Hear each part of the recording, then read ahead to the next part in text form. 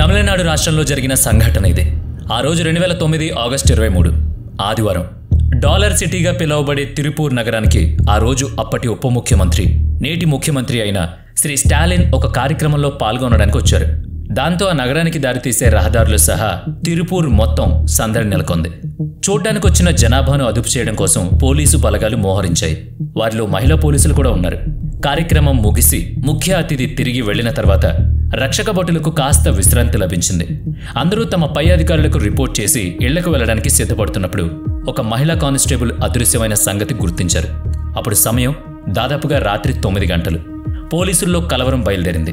అయితే ఆ అదృశ్యమైన మహిళా కానిస్టేబుల్ ఆ నగరంలోనే ఉన్న బంధువులను కలిసొస్తానని చెప్పిందని, డ్యూటీ అయిన వెంటనే అటు వెళ్లుండొచ్చని ఆమె తోటి మహిళా పోలీసులు చెప్పారు. అధికారులు ఆమెకు ఫోన్ చేయగా ఎలాంటి స్పందన రాలేదు. బంధువుల్ని సంప్రదించగా అక్కడకు రాలేదని తెలిసింది. బందోబస్తు విధుల్లో భాగంగా నగరానికి వచ్చిన ఒక మహిళా పోలీస్కే రక్షణ లేకపోయిందా అనే మాటలు చిన్నగా అయినా ఎక్కువగానే వినిపించాయి. రక్షణ విభాగానికి అదొక తలనొప్పి వ్యవహారంగా మారింది. వెతికారు, ఇక్కడ అక్కడ ప్రతి చోట ఆచూకీ తీశారు. చిన్న ఆధారమైన దొరికితే కదా. దక్షిణ భారతదేశంలోని పోలీసు విభాగాలను అవాక్కయ్యేలా చేసిన ఆ వ్యక్తి అదృశ్యం, అందులోనూ సాక్షాత్తు పోలీస్ కావడం, పైగా మహిళా పోలీస్ కావడం తీవ్రమైన విషాదం. ఎక్కడో విదేశాల్లోనే కాదు, ఇక్కడ మన భారతదేశంలోనూ ప్రమాదకరమైన సీరియల్ ఉన్నారు. ఉత్తర దక్షిణ భారతదేశాల్లో అంతటా ఇటువంటి హంతకులు ఉన్నారు.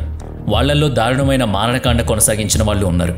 అటువంటి ఒక వ్యక్తి తమిళనాడు ఉన్నాడు. కనిపించకుండా పోయిన లేడీ కానిస్టేబుల్ జయమణి ఫోటోలను బందోబస్తు ప్రాంతంలోనూ నగరంలోనూ అందరికీ చూపిస్తూ విచారించారు. అయినా కానీ ఎవ్వరూ కూడా ఆమెను చూసినట్లు చెప్పలేకపోయారు. రోజులు గడిచాయి. 2009 సెప్టెంబర్ 19 సేలం జిల్లా సంగరగిరి ఊళ్ళో కోయంబత్తూర్కు పోయే జాతీయ రహదారి పక్కనున్న పొదల్లో భయానక స్థితిలో హింసించబడిన ఒక మహిళ మృతదేహం కనిపించింది. ఆమెను కానిస్టేబుల్ జయమణిగా గుర్తించారు. 3 వారాల క్రితం అదృశ్యమైన ఆమె ఇప్పుడు హతమై కనిపించింది. అటాప్సీ నివేదికలో ఆమెను పలుమార్లు దారుణంగా అత్యాచారం చేసి కిరాతకంగా చంపి పారేశారని చెప్పారు. ఒక మహిళా కానిస్టేబుల్ పట్ల ఇంత అమానుషంగా ప్రవర్తించారనే వార్త ప్రజల్లో వ్యాపిస్తే అది పోలీసులకు తలంపులను తెచ్చే చర్య అవుతుంది కనుక వెంటనే ఈ దుస్సంఘటనను విచారించాలని పోలీసు యంత్రాంగం నడుం బిగించింది. ఆమె శరీరంపైనున్న వేలిముద్రలను బట్టి పోలీసు రికార్డుల్లోని నేరస్తుల ఆచూకీ తీశారు. ఎవ్వరూ దొరకలేదు. కొద్ది రోజులుగా ఆ మార్గంలో తచ్చడిన వాళ్లను గుర్తించే ప్రయత్నం చేశారు. ఇంకో నెల రోజులు గడిచిపోయింది. 2009 అక్టోబర్ 19 నాడు ఆ హంతకుణ్ణి పట్టుకున్నారు. కోయంబత్తూర్ కేంద్ర కారాగారంలో అతన్ని ఖైదు చేశారు. అతడు పట్టుబడిన వార్త సేలం జిల్లా పోలీస్ స్టేషన్కు సమాచారంగా అందింది. ధర్మపురి జిల్లా పోలీసులు కూడా వార్తను విశ్లేషించారు. అందరూ కూడా తమ తమ స్టేషన్ల పరిధిలో ఇలాంటి అపహరణలు, హత్యలు జరిగాయని, అవన్నీ జయమణి కేసుకు దగ్గరగా ఉన్నాయని చెప్పారు. ఇతనే తమ జాబితాలోని అనుమానితుడని, చనిపోయిన వారి శరీరాలు జాతీయ రహదారుల వెంబడి లభిస్తున్నాయని చెప్పారు. కోయంబత్తూర్ సెంట్రల్ జైల్లో ఉంచిన ఆ సీరియల్ కిల్లర్ పేరు సైకో శంకర్. ఎం జయశంకర్ అయిన అతని పేరును కాస్త పోలీసు రికార్డులు సైకో శంకర్గా గుర్తుపెట్టుకున్నారు. ప్రజల్లోనూ అదే గుర్తింపు. 1977లో పుట్టిన జయశంకర్ నివాసం సేలం జిల్లాలోని ఎడప్పాడి పక్కనున్న కన్యన్పట్టి గ్రామం. గాలికి తిరుగుతూనే 12వ తరగతి దాకా లాక్కొచ్చాడు. తర్వాత షణ్ముఖ ట్రావెల్స్లో క్లీనర్గా చేరాడు. తర్వాత డ్రైవింగ్ నేర్చుకుని లారీ డ్రైవర్గా కూడా తయారయ్యాడు. దూర ప్రాంతాలకు హైవేల మీద ప్రయాణం, ఎవ్వరి అదుపు లేని జీవితం. చిన్నప్పటి నుంచి అల్లరి చిల్లరిగానే తిరుగుతూ ఎదిగాడు. ఇప్పుడు వయసొచ్చి స్వతంత్ర జీవితం అయ్యేసరికి అతనిలోని కామం మేల్కొంది.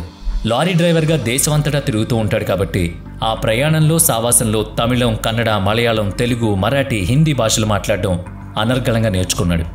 లారీల ప్రయాణంలో హైవేల వెంబడి ఉండే దాబాల్లో భోజనం చేయడం డ్రైవర్ల జీవితాల్లో సర్వసాధారణం. ఇది కాకుండా ఆ దాబాలకు సమీపంలో అక్కడక్కడ కుటుంబ ఆధారం లేని వేరే జీవనాధారం దొరికిన కొందరు మహిళలు వేశ్య వృత్తిని అవలంబించి జీవితం గడుపుతూ ఉంటారు. అలాంటి వాళ్ళని శంకర్ ఆకట్టుకుని నిర్మానుష్యమైన ప్రాంతానికి తీసుకుపోయి తన దారుణ వాంఛ తీర్చుకుని చంపేసేవాడు. అవడానికి ఆ మహిళలు తమ శరీరంతోనే వ్యాపారం చేసినప్పటికీ వాళ్ళు మామూలు మనుషులే.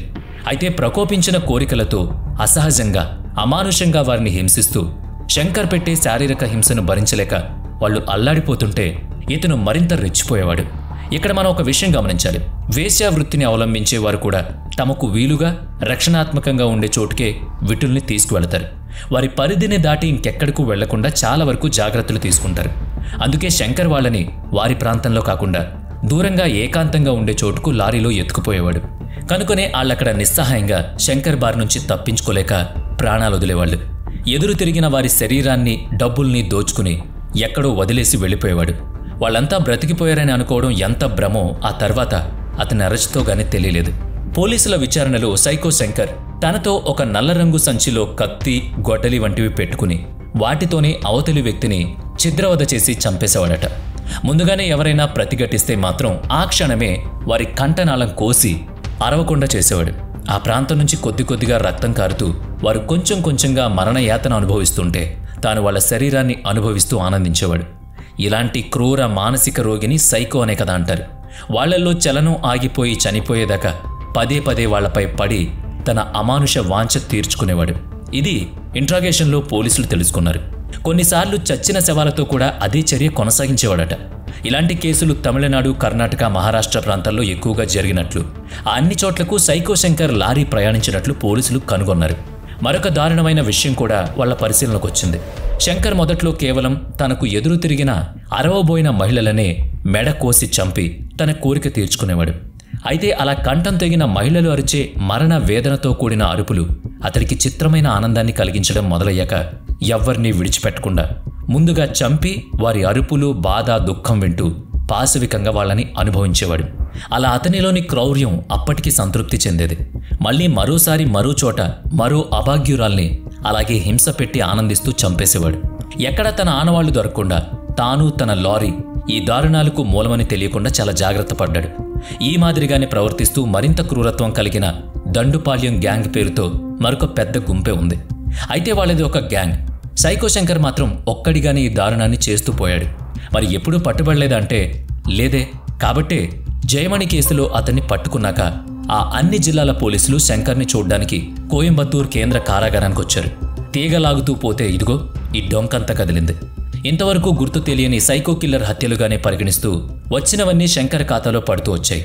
మరో విషయం కూడా శంకర్ని పట్టుబడకుండా చేసిందని పోలీసులు చెప్తున్నారు. అతని పాలబడిన మహిళలు చాలా వరకు వేశ్యలే కావడం, వారు ఎవరూ లేని ఒంటరివారి అవడం అతనికి కలిసొచ్చింది. వాళ్ళ గురించి పోలీసులు మామూలుగా విచారించారు తప్పితే అడిగేవాళ్లు ఉండరు కనుక, ఎవరూ ఫిర్యాదు చేయలేదు కనుక వాటి మీద విచారణ, పరిశోధన ఉండేది కాదు. అయితే గీతే మరో వేశ్య ఫిర్యాదు చేయాలి తప్ప చనిపోయిన వారి తాలూకు కుటుంబ సభ్యుల నుంచి ఫిర్యాదులు వచ్చేవి కావు. మామూలుగా సమాజం మెచ్చని వేశ్య వృత్తిని జీవితంగా ఎంచుకున్న వాళ్ళు పోలీస్ స్టేషన్లో ఫిర్యాదు చేసినప్పటికీ వాళ్ళకక్కడ మర్యాద దొరకదు కనుక వారి మరణాలు సైతం రికార్డులో నిద్రపోయేవి. అలా తనపై ఎలాంటి ఫిర్యాదులు లేకపోవడంతో శంకర్ రెచ్చిపోయాడు. అతని గురి హైవేలపై వర్కర్స్ మాత్రమే. ఎప్పుడైతే తననెవరూ అనుమానించట్లేదనే ధైర్యం తెచ్చుకున్నాడు అప్పుడు ఒంటరి మహిళల్ని, పొలం పనులు చేసుకుంటూ ఒంటరి జీవితం గడిపేవాళ్ళని, ఫామ్ హౌస్లో పనులు చేసుకునే వాళ్ళని లక్ష్యంగా చేసుకున్నాడు. 2 ఏళ్ల చిన్నారి పాప నుంచి 60 ఏళ్ల పైబడిన ముసలివారి వరకు ఎవ్వరిని వదలలేదు. ఇంకా వివరంగా చెప్పడానికి సభ్యతడ్డొచ్చి ఆ క్రూరత్వాన్ని వివరించలేని జుగుప్సకి మాటలు అమర్చుకోలేకగాని అతని దారుణాల్ని వర్ణిస్తే మీలో సైతం ఆవేశం పెళ్ళుబుకుతుంది. ఒక చిన్న బాలిక మీద వాంఛ కలగడం ఏంటి అసలు? తల్లి వయసు, మామ వయసు మహిళలను చూస్తే కోరిక పుట్టడం ఏంటి? అంటే సదరు మనిషి పెరిగిన వాతావరణం అతనిపై చూపిన ప్రభావం అటువంటిదని మానసిక నిపుణులు చెప్తున్నారు. కూటికి, గుడ్డకి, నీడకి నోచుకుని వాళ్ళు కోట్లల్లో ఉంటారు కదా. అందరూ అలా అయితే లేరు కదా. మనిషి తనను ఎవరూ గమనించినప్పుడు కూడా ఎలా ఉంటాడు, ఎలా ప్రవర్తిస్తాడు, అదే అతని నిజమైన మనస్తత్వం, అదే అతని అసలు వ్యక్తిత్వం కాదంటారా? మీరే చెప్పండి. శంకర్ వంటి సైకోలు ఎందరో ఇటువంటి కోవకు చెందిన వాళ్లే. కాకపోతే నేరస్తుడు ఎప్పటికైనా పట్టుబడాల్సిందే అనే లోక సాధారణమైన ఒక అభిప్రాయం ఉంది కనుక శంకర్కి కూడా అలాంటి ఒక రోజు వచ్చిందని మనం అనుకోవాలి. అదే ఆనాటి ఆదివారం 2009 ఆగస్టు 23 కాంగేయం పోలీస్ స్టేషన్ కానిస్టేబుల్ జయమణికి బందోబస్తు డ్యూటీ వేశారు. ఆమె వయసు 39 ఏళ్లు. ఆ రోజు డ్యూటీ కాగానే ఆమె మామూలు దుస్తులు మార్చుకుని ఆ ఊళ్ళోనే ఉన్న బంధువుల ఇంటికి బయలుదేరింది. ఆమె పోలీస్ అని శంకర్కి తెలియదు. ఆమెను వెంబడించి అపహరించి తన దుశ్చర్యలన్నీ ముగించి ఆ శవాన్ని పక్కపొదల్లో పడేశాడు. అరెస్ట్ అయిన తర్వాత మిగతా కేసుల్లో కూడా అతని అరెస్ట్ చేస్తూ ఒక్కో పోలీస్ స్టేషన్కు, కోర్టుకు తీసుకువెళ్తూ వచ్చారు. అలా 2011 మార్చి 17వ తేదీన ధర్మపురి ఫాస్ట్ ట్రాక్ కోర్టులో హాజరుపరచబడ్డాడు. విచారణ పూర్తయి తిరిగి కోయంబత్తూర్ జైలుకు తీసుకొచ్చారు. చిన్నస్వామి, రాజవేల్ అనే 2 కానిస్టేబుళ్లు అతన్ని తీసుకుని సేలం బస్టాండ్లో కోయంబత్తూర్ బస్ కోసం వేచున్నారు. అటువంటి సాధారణ ప్రయాణికులతో బస్సులో తీసుకుపోవడం గురించి మీరైతే ఏమంటారు చెప్పండి? అదేం అజాగ్రత్తతో అర్థం కాదు. సరే, అప్పుడు సమయం రాత్రి 9:30. సైకో శంకర్ తాను మామూలు బస్సు ఎక్కానని, డిలక్స్ బస్సులోనే వస్తానని టెక్కుపోయాడు. రాజ్వేల్ డిలక్స్ బస్ కోసం వెతకడానికి అటు వెళ్ళగా ఇతగాడు చిన్నస్వామి కళ్ళు గప్పి జారుకున్నాడు. బస్ స్టేషన్, అక్కడున్న బస్సు అంతటా వెతికినా కనిపించలేదు. తమిళనాడు రాష్ట్రంలోని పోలీస్ స్టేషన్లన్నిటినీ అప్రమత్తం చేశారు. హైవేలపై నిఘా పెట్టారు. శంకర్ ఎక్కడా దొరకలేదు. 2011 మార్చి 19 నాడు 25 ఏళ్ల కానిస్టేబుల్ చిన్నస్వామి శంకర్ వంటి సైకో కిల్లర్ తప్పించుకుపోవడానికి తానే కారకుండానే ఆవేదనతో నలిగిపోయి మనసుకు సర్ది చెప్పుకోలేక ఆత్మహత్య చేసుకున్నాడు. శంకర్ మాత్రం కర్ణాటకకు పారిపోయి దాక్కున్నాడు. 2011 మే 4న ఎల్గే అనే ఊళ్ళో ఉన్న చంద్రశేఖర్ అనే మహిళను ఆకలేస్తుంది, కొంచెం అన్నం పెట్టమని కోరాడు. అతని దైన్యం చూసి జాలిపడ్డ ఆమె అన్నం పెట్టి నీళ్ళిచ్చింది. కడుపాకలి తీర్చిన అమ్మలాంటి ఆ మహిళ తన శరీరం ఆకలి కూడా తీర్చాలని కోరుకోవడమే శంకర్లోని రాక్షస నైజం. పాముకు పాలు పోసినా అది కాటేస్తుంది కదా. అన్నం పెట్టిన ఆమెను బలాత్కరించబోయేసరికి ఆమె తప్పుకుని గట్టిగా కేకలేయడంతో పక్క పొలంలో పనిచేస్తున్న ఆమె భర్త, మిగతా గ్రామస్తులు వచ్చి శంకర్ని పట్టి తుక్కు కింద కొట్టారు. ఆ మన్నాడు ఉదయం చిత్రదుర్గ పోలీస్ స్టేషన్లో అతన్ని అప్పగించారు. విచారణ చేసి అతన్ని బెంగళూరులోని పరప్పన అగ్రహార కేంద్ర కారాగారంలో బంధించారు. 2013 సెప్టెంబర్ 1 జైల్లో వార్డెన్, మిగతా సిబ్బంది షిఫ్ట్లు మారుతున్న వేళ చూసుకుని శంకర్ ఒక గొంగళీ చాటున నక్కి జైలు గోడ వద్దకు చేరుకుని ముందే సిద్ధంగా పెట్టుకున్న వెదురు బొంగు సాయంతో ఆ గోడ దూకాడు. కనీసం 15 అడుగుల ఎత్తైన గోడ అది. అక్కడ మళ్లీ ఖాళీ ప్రదేశం ఉంది. అది దాటాక 20 అడుగుల ఎత్తైన మరో గోడుంది. ఆ వెదురుగడ సాయంతో ఆ గోడను కూడా దూకేశాడు. మళ్లీ మరో 30 అడుగుల గోడుంది. దానిపై గాజు పెంకులు కూడా ఉన్నాయి. కరెంటు ఫెన్సింగ్ కూడా అమర్చుంది. కాకతాళీయమే కావచ్చు, ఆ సమయాన ఫెన్సింగ్లో కరెంట్ లేదు. గోడ మీద ఎగబాకి శంకర్ తన వెంట తెచ్చుకున్న గొంగళిని ఆ గాజు పెంకులపై వేశాడు. కర్ర సాయంతో వాటి మీద నడుస్తూ అవి గుచ్చుకుని రక్తం కారుతున్నా కూడా తెగించి అనువైన చోటు వచ్చే వరకు అక్కడ నడిచి దూకేశాడు. ఆ మన్నాడు ఖైదీ తప్పించుకున్న వార్త పత్రికల్లోకొచ్చింది. మహిళల్లో ఆందోళన మొదలైంది. అతను అరెస్ట్ కావడానికి కారకులైన కుటుంబాల వాళ్లు మరింత కంగారు పడ్డారు. అతను తప్పించుకోవడానికి 3 వార్డెన్లు, 2 జైలర్లు, 6 సెక్యూరిటీ వాళ్ల సాయం చేసినట్లు విచారణలో తేలింది. ఎవ్వరూ అనుమానించకుండా ఉండేందుకు ఒక పోలీస్ డ్రెస్ కూడా ఏర్పాటు చేశారని, అది ధరించే అతను పారిపోయాడని తెలిసింది. వాళ్ళంతా సస్పెండ్ చేయబడ్డారు. జైలు గోడల బయట లోపల రక్తం మరకలు కనిపించాయి. అంటే గాయపడ్డ శంకర్ బహుదూరం అయితే వెళ్ళుండకపోవచ్చని భావించారు. అయినా కానీ 4 దక్షిణాది రాష్ట్రాల్లోనూ అతని పోస్టర్లు బహిరంగంగా అతికించారు. కర్ణాటక పోలీసులు అతనిపై 5 లక్షల నగదు బహుమానం ప్రకటించారు. తమిళనాడు పోలీసులు 10 లక్షల నగదు బహుమతి ప్రకటించారు. సరిహద్దు ఊళ్ళు, హాస్పిటళ్లు, బస్ స్టేషన్లు, రహదారులపై నిఘా పెట్టారు. ఆయా ఊళ్లలోని మహిళలని జాగ్రత్తగా ఉండమని హెచ్చరించారు. అంతర్గత విచారణలో పరప్పన జైల్లో శంకర్ ఓ వ్యక్తితో చనువుగా ఉండేవాడని కనిపెట్టారు.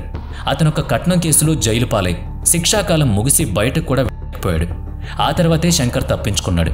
అలా ఆ వ్యక్తి మీద నిఘా పెట్టిన పోలీసుల ప్రయత్నం వృధా కాలేదు. శంకర్ ఆ వ్యక్తికి ఫోన్ చేసి ఒక బైక్ని ఏర్పాటు చేయమని అడిగాడు. శంకర్ ఎక్కడున్నాడో అడగమని పోలీసులు అతన్ని సూచించారు. జైలుకు సుమారు 5 కిలోమీటర్ల దూరంలో ఒక పాడుబడ్డ ఇంట్లో దాక్కున్నట్టు శంకర్ చెప్పాడు. 2013 సెప్టెంబర్ 6న సైకో శంకర్ని పోలీసులు మళ్లీ బంధించారు. గాయపడ్డ అతని కాలికి ఆపరేషన్ చేయాల్సి వచ్చింది. అదయ్యాక తీసుకొచ్చి హైవే సెక్యూరిటీ సెల్లో వేశారు. ఆ గదిలో లైట్లు ఎప్పుడూ వెలుగుతూనే ఉంటాయి. సీసీ కెమెరాలు 24 గంటలు గమనిస్తూనే ఉంటాయి. తాళం కూడా చాలా ఎత్తులో అందకుండా ఉంటుంది. ఆ గదిలోనే అతనికి చికిత్స కొనసాగిస్తారు. బయటకు తీసుకొచ్చిన ప్రతిసారి గట్టి బందోబస్తు చేస్తారు. అయినా కానీ ఓ 5 ఏళ్ల తర్వాత 2018 ఫిబ్రవరి 25న జైలు నుంచి మళ్లీ తప్పించుకునే ప్రయత్నం చేశాడు. జైల్లోనే పట్టుకున్న అతన్ని తీసుకుపోయి పనిష్మెంట్ సెల్లో వేశారు. మర్నాడు తన గదికొచ్చిన బార్బర్ నుంచి ఒక బ్లేడ్ను దొంగతనంగా కాజేసిన శంకర్ 2018 ఫిబ్రవరి 27 రాత్రి సుమారు 2:30 గంటల సమయంలో తన కంఠం కోసుకుని చనిపోయాడు. రౌండ్స్కొచ్చిన జైలర్ అది చూసి వెంటనే హాస్పిటల్కు తీసుకువెళ్లాడు.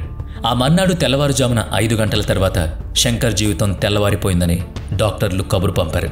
అప్పటికి అతనిపై 30 కేసులు, 19 కేసులు, దొంగతనం, దోపిడీ వంటి కేసులున్నాయి. అయితే క్రైమ్ సెల్వరాజ్గా పేరొందిన ఒక సీనియర్ జర్నలిస్ట్ అభిప్రాయంలో సైకో శంకర్ 200 నుంచి 250 మంది మహిళలపై అత్యాచారం చేశాడు. అన్నీ హైవే దురాగతాలే కనుక అవేవీ పోలీసుల లెక్కల్లోకి రాలేదు.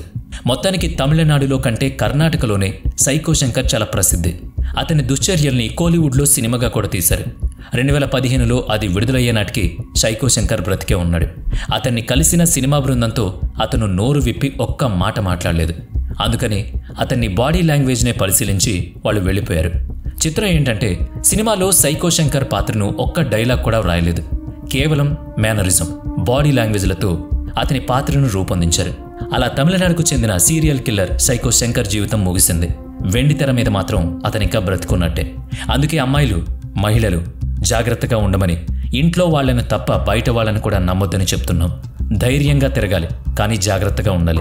అందరినీ అనుమానంగా చూడడం తప్పేం కాదు. ఒక్కన్నేసి ఉంచితే మీరు జాగ్రత్తగా ఉంటారు. స్త్రీ పురుష భేదం లేకుండా అందరూ తగు జాగ్రత్తల్లో ఉండడం మంచిదనేదే ఈ కథ సారాంశం.